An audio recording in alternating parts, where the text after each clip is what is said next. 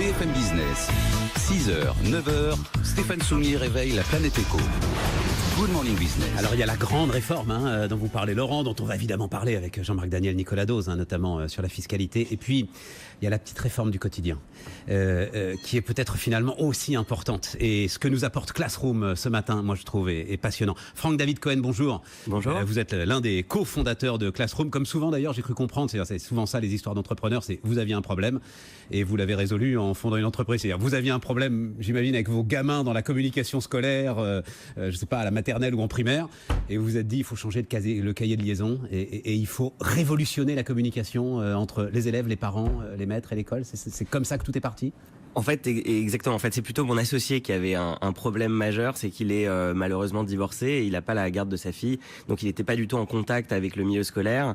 Et voilà, il était très évidemment intéressé de savoir ce qui se passait dans la vie de sa fille et il pouvait pas facilement avoir de rapport avec les enseignants. Et grâce à Classroom, ça a complètement changé. Donc Classroom, c'est le cahier de liaison totalement numérique.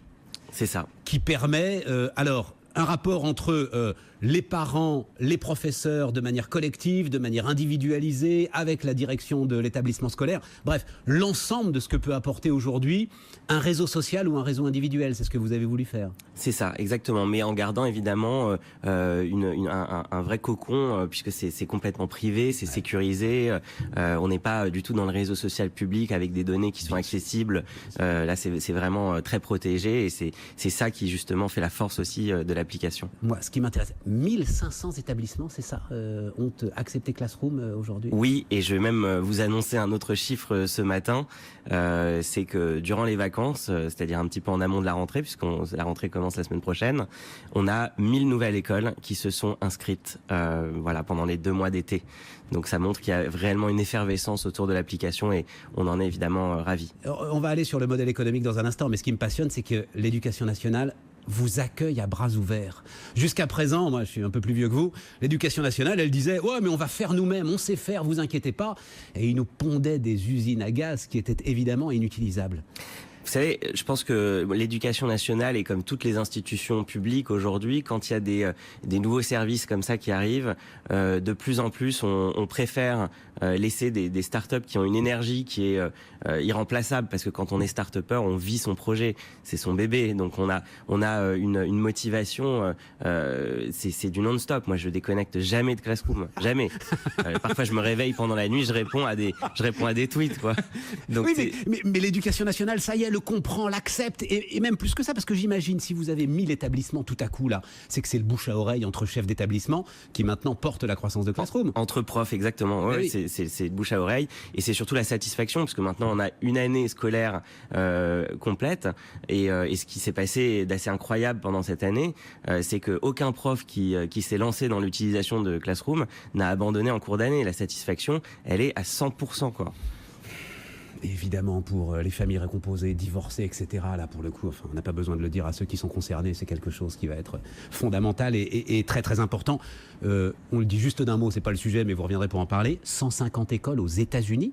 Vous êtes en train d'imposer ça aux États-Unis?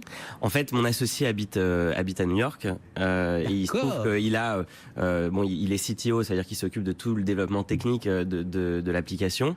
Mais il se trouve que comme il est sur place, on a un petit peu commencé à explorer les opportunités là-bas. Et sur la côte est des États-Unis, il y a, même si on a des gros concurrents de l'autre côté du pays, il y a une vraie aussi un vrai intérêt autour de l'appli. Bon, qui paye? Alors, pour le modèle économique, on a voulu faire quelque chose de flexible parce qu'on voulait qu'il n'y ait aucun frein à l'utilisation de Classroom. Donc aujourd'hui, on propose 2 offres de Classroom, une offre gratuite et une offre payante. En fait, c'est une offre freemium. Mais pour les établissements scolaires, c'est totalement gratuit. Alors, ça dépend. En fait, le payeur peut être soit la commune, puisqu'en fait, pour les écoles du premier degré, qui est notre cible principale, ce sont les communes qui sont en charge des budgets. Ouais. Donc, les communes peuvent prendre en charge le premium pour tous leurs citoyens s'ils le souhaitent, quoi. En fait, c'est possible. L'école, si c'est une école privée, peut aussi prendre la décision d'acheter le premium pour tout le monde.